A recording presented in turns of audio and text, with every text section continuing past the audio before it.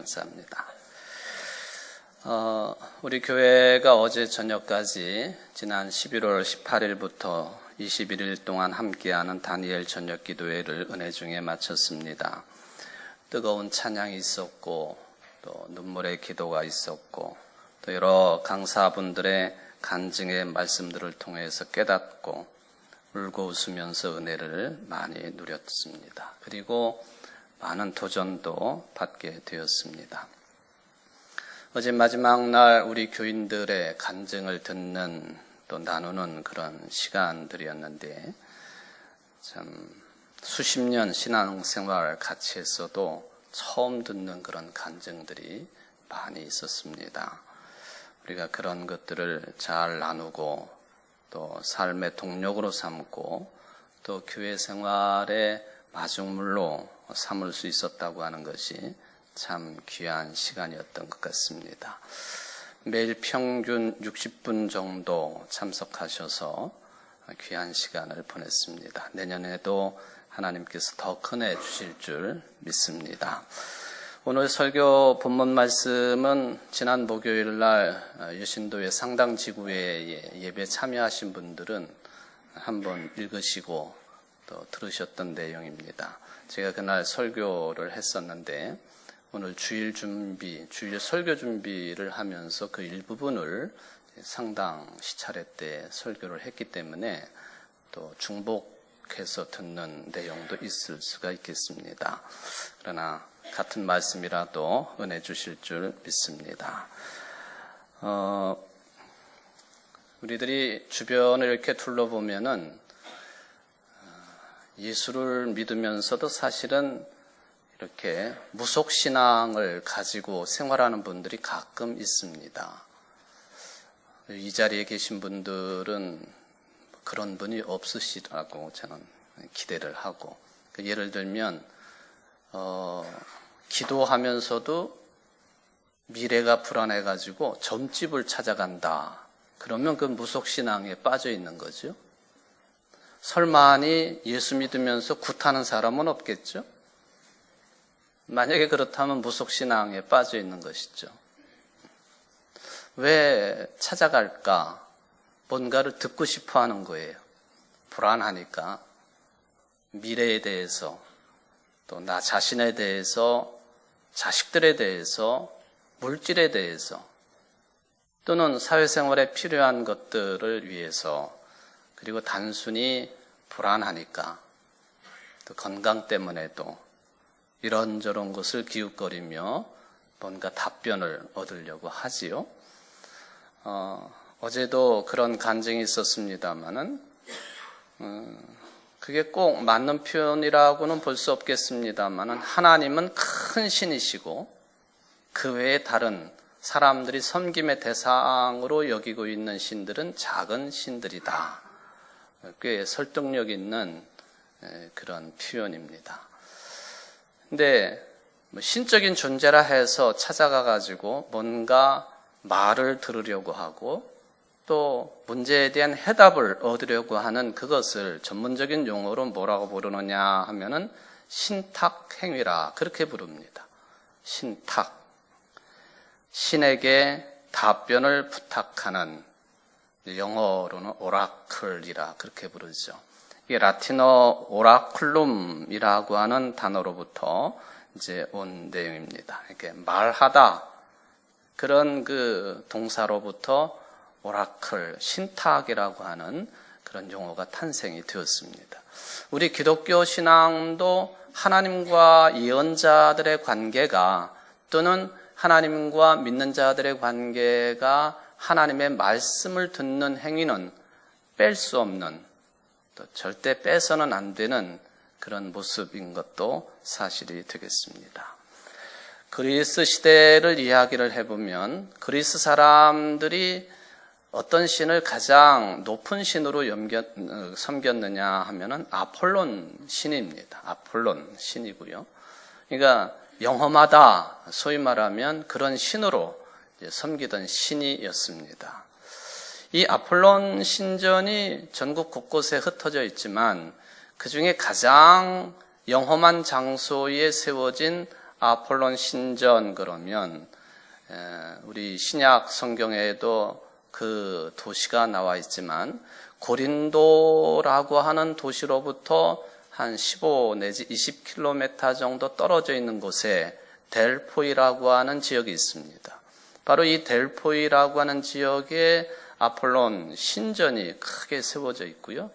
이곳에서 지난번에도 설명드렸던 것처럼 올림픽 게임을 하면 성화를 채화하고 그리고 이런 행사들을 하는 유명한 장소입니다. 델포이 신전. 저기 이제 여러분들 신전 터도 보시지만은 저 산세를 한번 유심히 보시기를 바랍니다.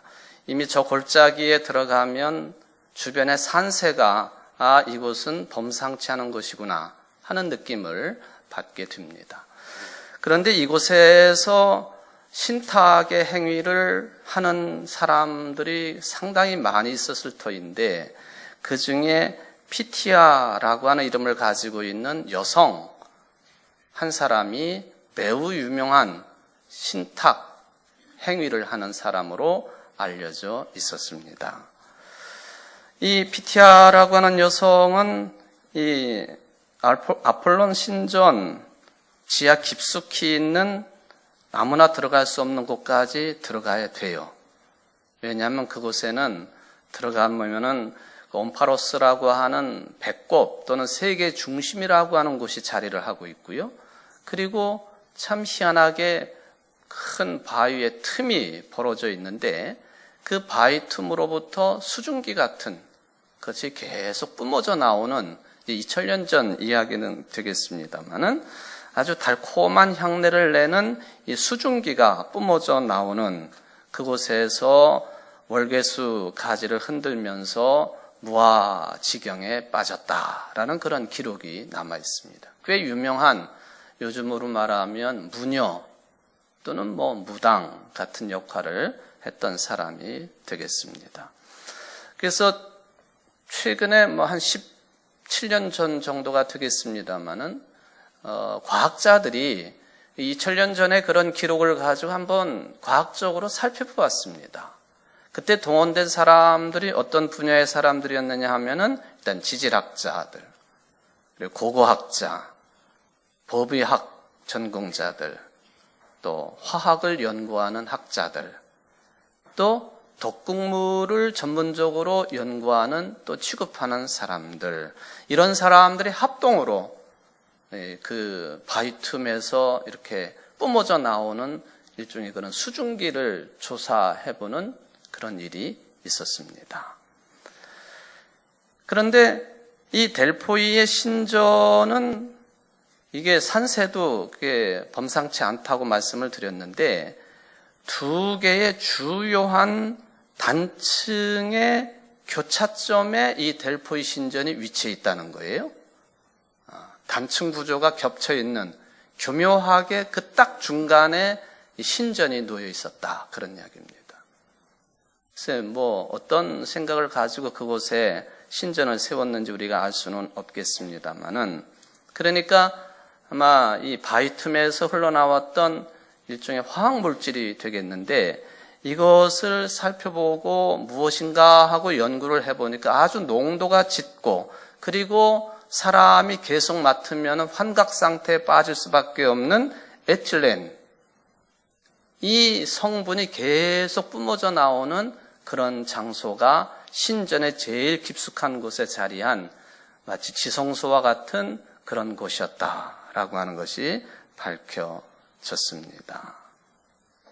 그리고는 이 에틸렌, 이 수증기가 어디에서 도대체 뿜어져 나오는가 하고 살펴봤더니 신전 바로 위에 있는 케르나라고 불리우는 샘물에서 그런 수증기가 발생되는 것도 발견을 하게 되었습니다. 자, 2000년 전 정치를 물어보고 또 전쟁에 관해서 물어보고 대개가 이제 이 국가적인 신전이기 때문에 무슨 최고의 통치자가 온다든지 아니면은 아주 유명한 사람들이 온다든지 할 때에 이 무녀 역할을 하는 이 사람이 에틸렌 수증기를 잔뜩 흡입을 하고 몽롱한 상태에서, 환각 상태에서 말을 내뱉는 것이죠. 뭐 이렇게 해라, 저렇게 해라. 뭐 신께서 이렇게 말씀하신다, 저렇게 말씀하신다. 이게 과학적으로 밝혀진 내용이기 때문에 제가 설교의 내용으로 인용을 합니다. 그런 것인지 아닌 것인지 애매한 것 같으면 제가 말씀을 드리지 않겠습니다만은, 그래서 이런 그 환경 속에서 일을 했던 피티아뿐만 아니라 이 아폴론 신전에서 봉사를 했던 이 일종의 그 종교에 몸을 담고 있는 사람들이 수명이 굉장히 짧았다고 그래요. 그럴 수밖에 없었겠죠. 환각 작용을 하는 이런 물질을 계속 흡입을 하면서 어떤 중대사를 논하는 그런 입장에 있으니 건강이 악화가 되고 일찍 죽을 수밖에 없었겠다 하는 그런 생각을 해보게 됩니다. 그런데 이 델포이 신전, 아폴론 신전에는 이러한 문구가 새겨져 있습니다. 아주 짧은 내용인데요. 그대 자신을 알라. 마치 소크라테스가 말한 것처럼 너 자신을 알라. 그리고는 뒤에 지나침은 모든 것을 무로 만든다. 지나침은 모든 것을 없애버린다. 그런 뜻이죠.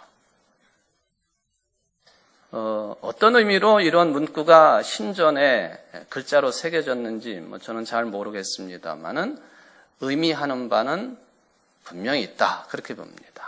일반 사회생활을 하고 가정생활을 하고 한 사람으로서 세상을 살아갈 때에도 우리 자신을 알아야 되는 것이고, 뭐든지 과유불급이라 지나치면 아예 다 없어지게 되어 있다 하는 이 말씀은 특히 이 신앙 지도자인 우리들에게도 또 그리스도인 여러분들에게도 시사하는 바가 큰 그런 내용이라고 생각을 해봅니다.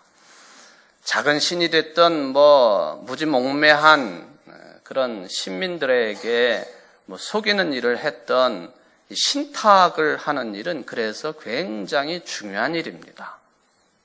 그리고 한편으로는 매우 위험한 일이기도 합니다.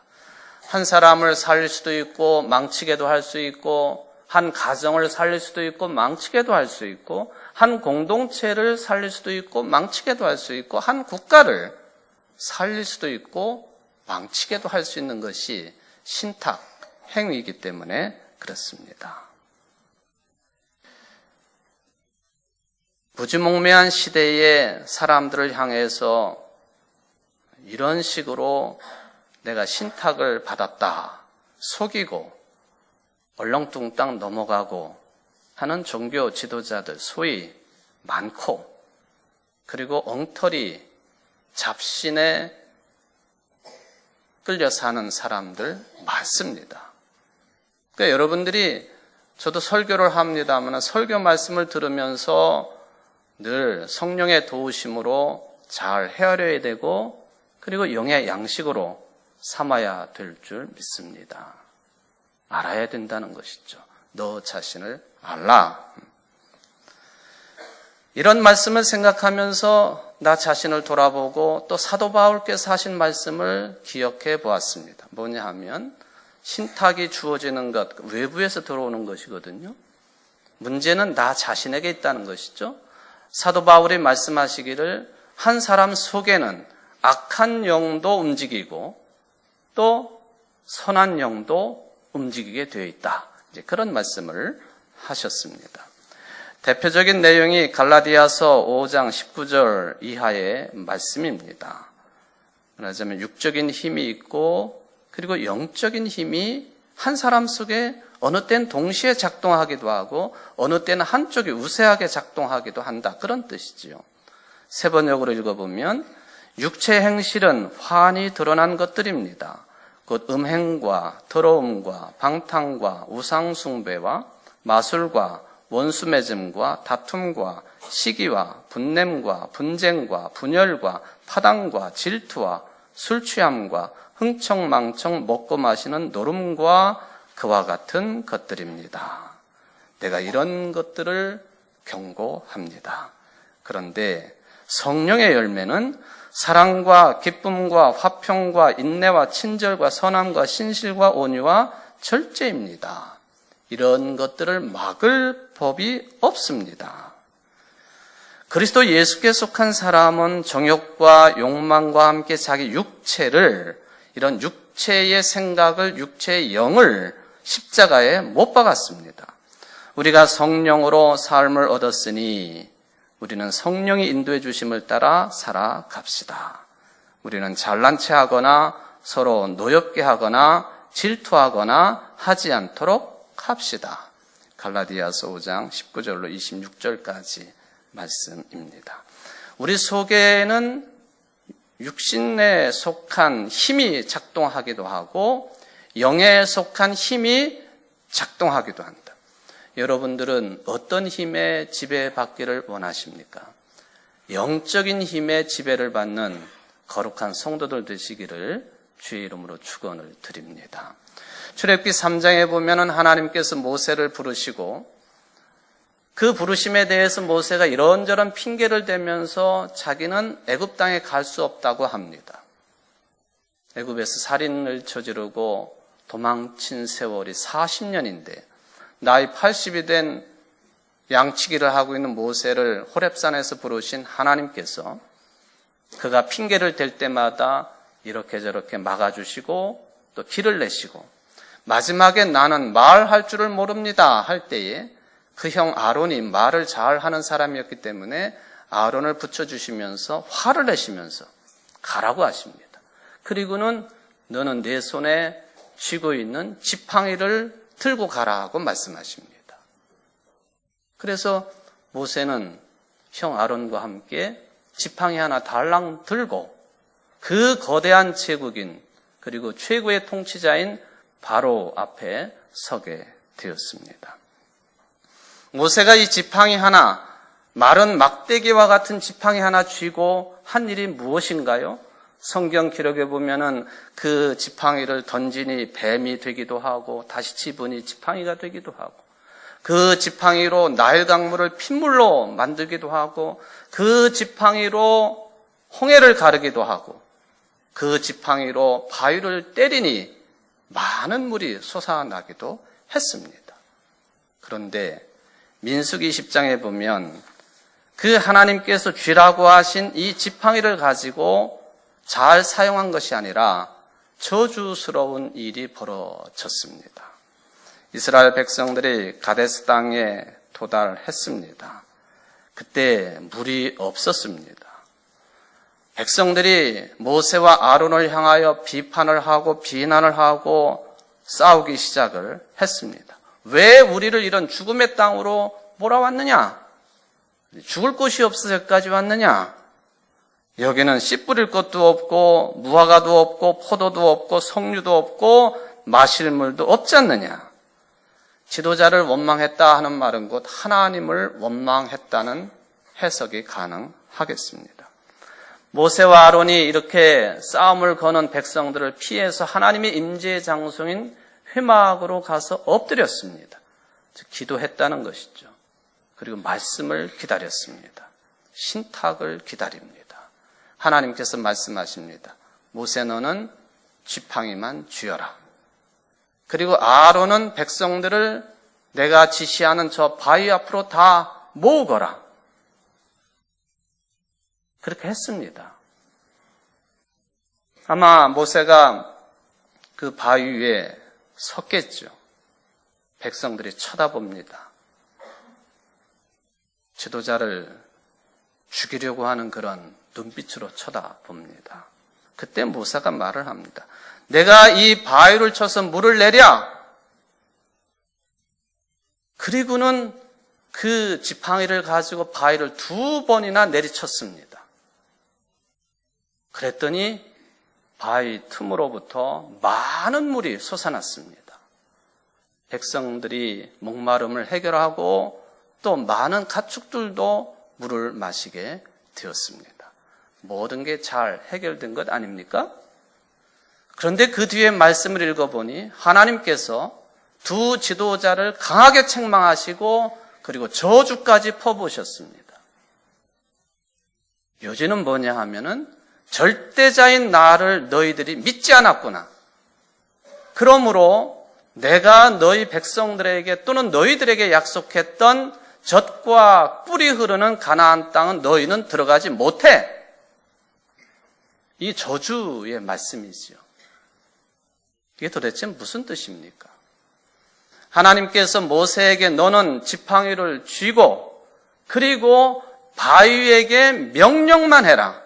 물이 나오라 하고 명령만 하라 하고 말씀하셨는데 모세는요, 그 지팡이를 높이 들고 내가 이 바위를 쳐서 물이 나오게 하랴?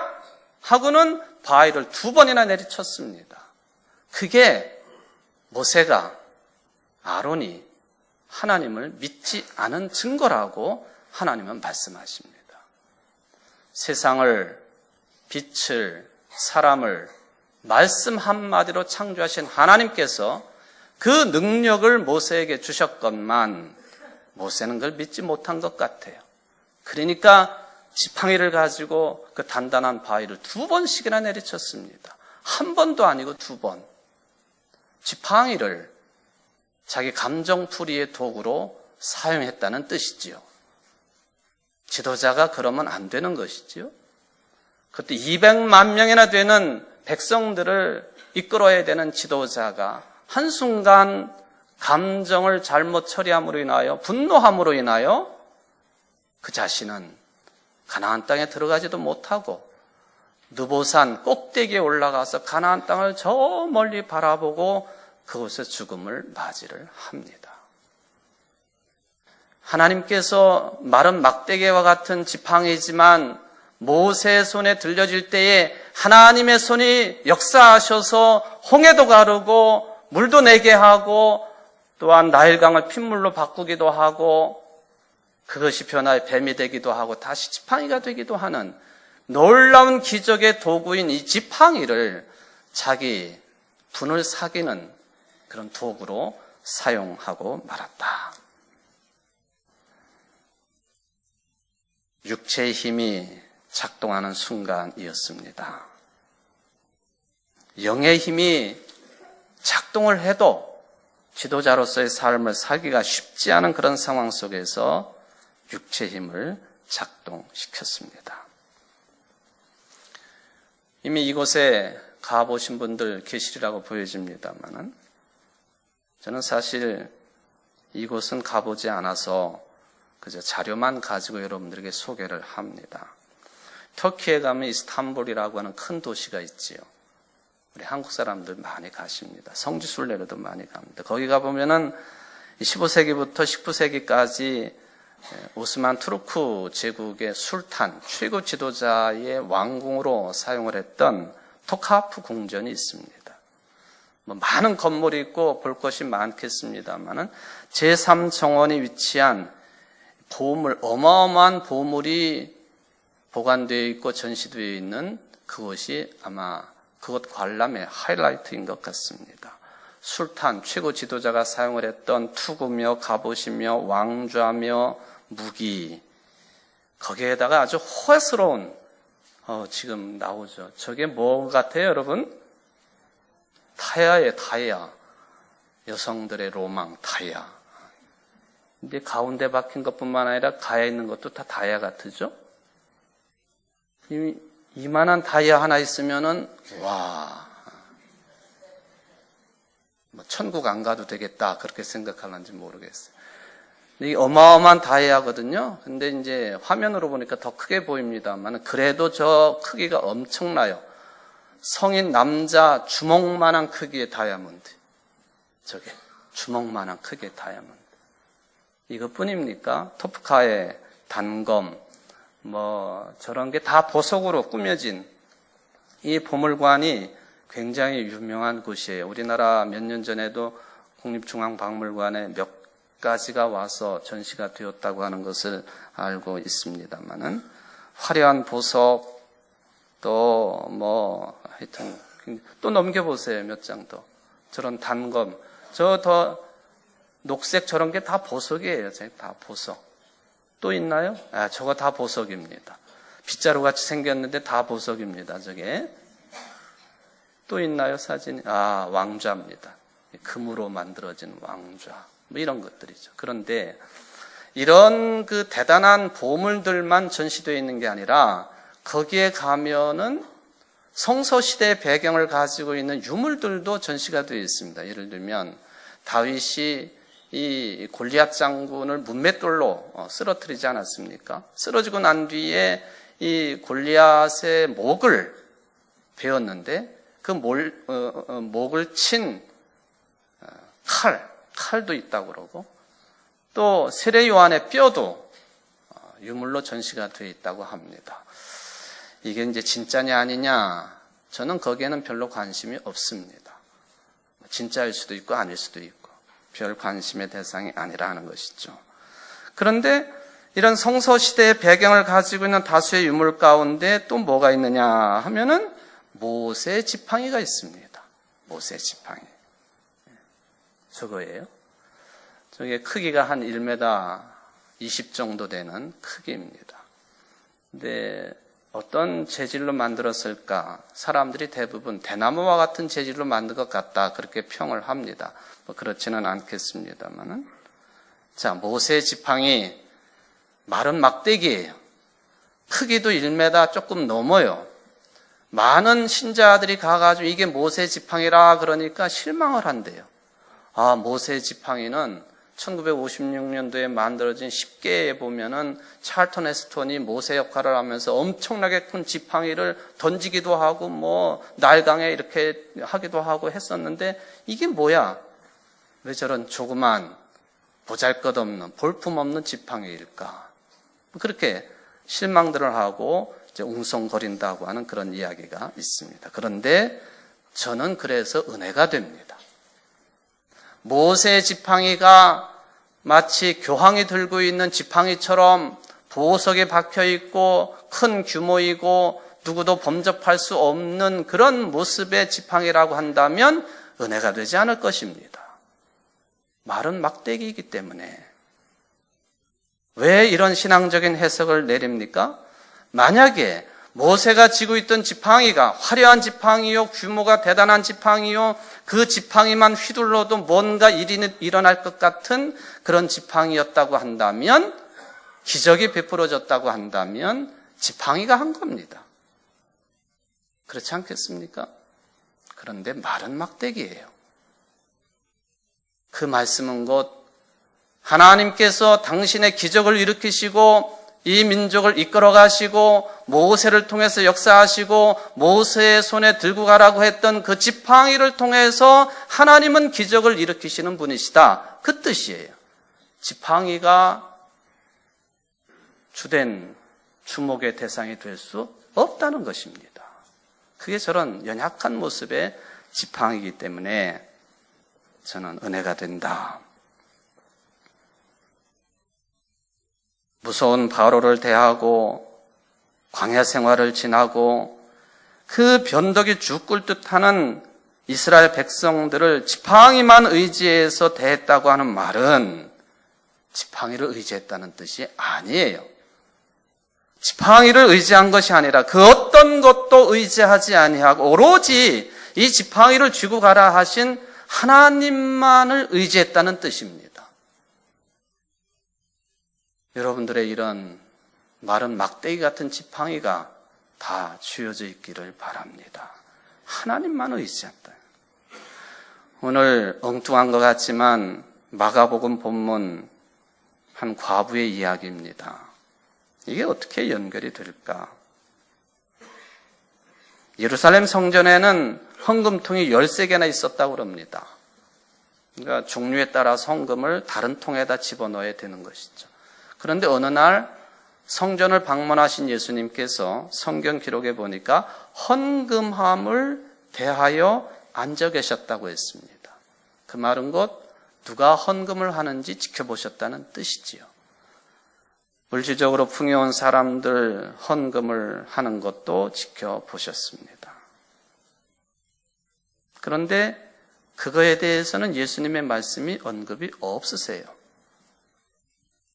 그런데 한 여성, 전혀 다른 모습으로 헌금통에 헌금을 한 여성을 주목하셨습니다. 물질적으로 풍요한 사람들과는 대비가 되는 여성이었습니다. 예수님이 보시니까 정말 사회생활하면서 푼돈에 해당되는 2렙돈을 헌금함에 넣었습니다. 렙돈은 헬라 시대의 동전 단위입니다. 뒤에 나오는 거드란트는 로마 시대 때의 동전 단위, 같이 부르는 것이죠. 같은 값어치를 가지고 있습니다.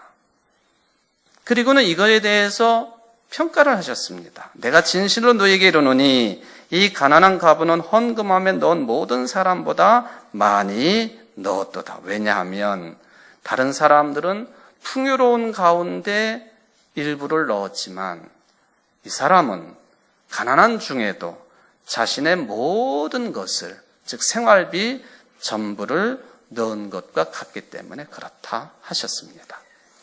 그렇다면 이 여성은 무슨 이유로 생활비 전부를 넣었을까요?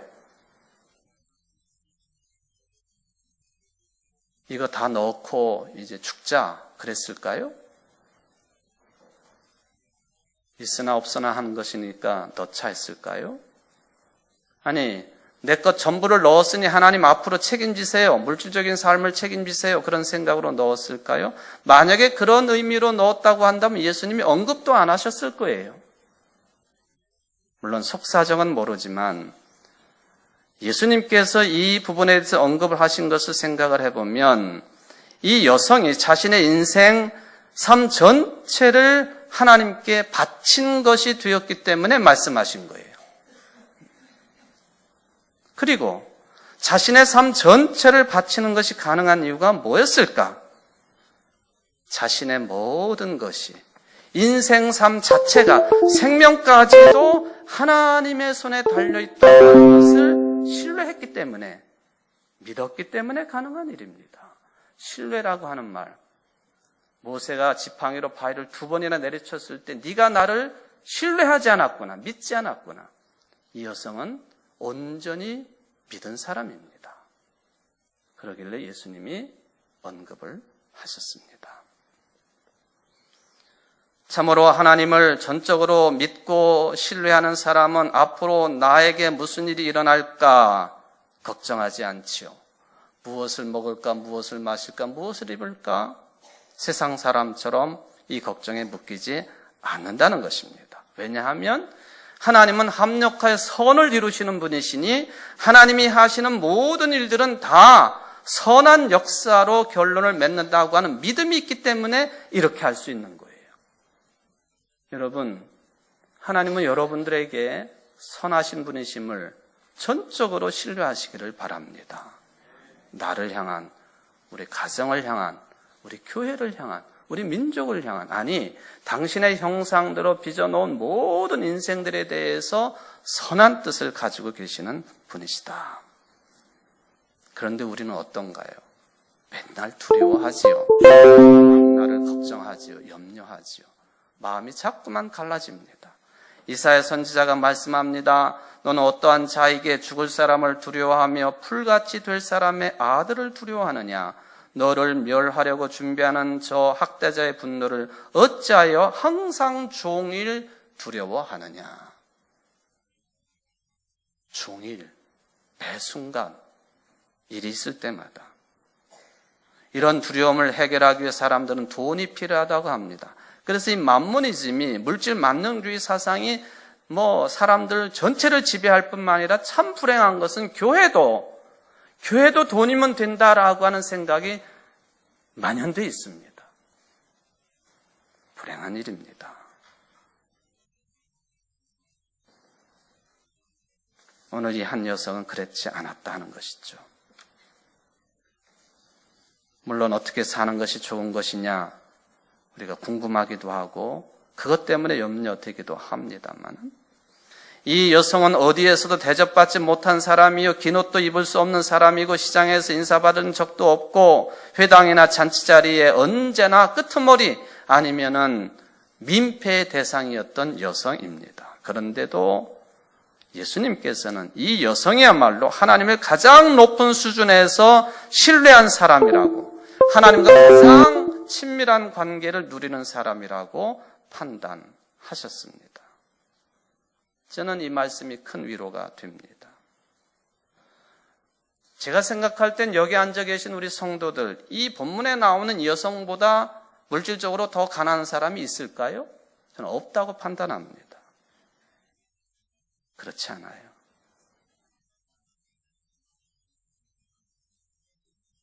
이 여성 인생의 가장 밑바닥에 놓인 가난한 여성,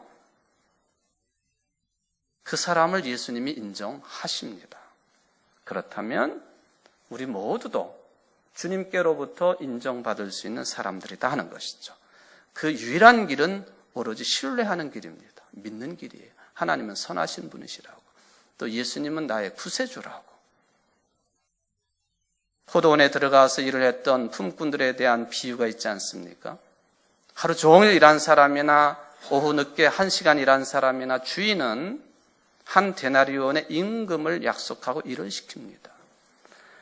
맨 마지막에 들어온 사람부터 임금을 주는데 한 데나리온을 줍니다. 하루 종일 일한 사람이 지켜보더니 아하, 1시간 일하고 한 데나리온을 받았으니 우리는 6배는 더 받겠지. 그런데 주인은 똑같이 한 데나리온입니다. 불평을 했어요. 왜 그렇게 합니까? 내 것을 가지고 내 마음대로 하는데 그것이 너에게 불만이냐? 너하고 얼마를 약속했니? 한 데나리온. 물질을 가지고 하신 말씀입니다마는 늦게 믿은 사람이나 일찍 믿은 사람이나 다 똑같이 구원이라고 하는 한 데나리온은 똑같다. 그 의미죠. 가난한 이 여성, 주님께로부터 구원을 받습니다. 누가복음 12장 13절 이하에 보면 어리석은 부자의 비유가 나옵니다. 결론은 그렇습니다. 하나님께 대해서 부유한 사람이 되어야 된다. 우리는 또 교회들은 모세가 가지고 있었던 마른 막대기만도 못한 지팡이를 들고 있어야 됩니다. 술탄이 누렸던 것처럼 화려한 보석이 박힌 어마어마한 크기의 화려한 지팡이가 되어서는 안 됩니다. 그것 자체가 우상이에요. 마른 막대기를 통해서 하나님이 일하셔야 됩니다. 마른 막대기 같은 우리를 통해서 하나님만이 영광 받으셔야 됩니다. 그게 오늘 가난한 과부의 이야기요. 또 모세가 지팡이를 들고 바위를 쳤던 그 말씀의 의미가 되겠습니다. 하나님, 마른 막대기 같은 나를 당신의 영광을 위해서 사용하옵소서. 건강으로 무너진 나를 당신 사용하시옵소서. 세상 염려로 짓눌려 있는 나를 당신의 도구로 사용하옵소서. 그런 믿음의 자세가 풍성한 이 대림절 기간 되시기를 주의 이름으로 축원을 드립니다. 기도하십시다. 고마우신 하나님, 우리는 참 연약한 존재들입니다. 모세가 손에 들었던 마른 막대기만도 못한 지팡이입니다. 그런데 그게 은혜가 됩니다. 가난한 과부의 이야기가 은혜가 됩니다. 우리가 가지고 있는 것, 누리고 있는 것, 대단하다고 생각하는 것을 통해서 하나님의 일을 한다고 착각하지 않도록 도와주옵소서. 나를 들어 쓰시는 하나님, 어린아이도 쓰시는 하나님, 가난한 사람도, 병자도, 정신적으로 문제 있는 사람도 들어 쓰시는 하나님, 당신만 영광 받아 주옵소서. 예수님의 이름으로 간절히 기도하옵나이다. 아멘.